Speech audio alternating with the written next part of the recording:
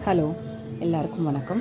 Mylapore festival இந்த பங்குனி திருவிழாவில் முதல் நாள்லேருந்து கடைசி நாள் வரைக்கும் நம்ம எல்லாத்தையும் பார்க்க முடியலேங்கிறவங்களுக்கு இது ஒரு நல்ல சான்ஸு.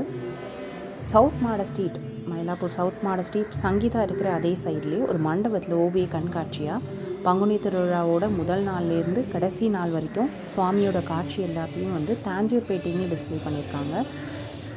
இதை பார்க்குறதுக்கு ரொம்ப நல்லாயிருக்கு. முடிஞ்சவங்க போய் ட்ரை பண்ணுங்கள்.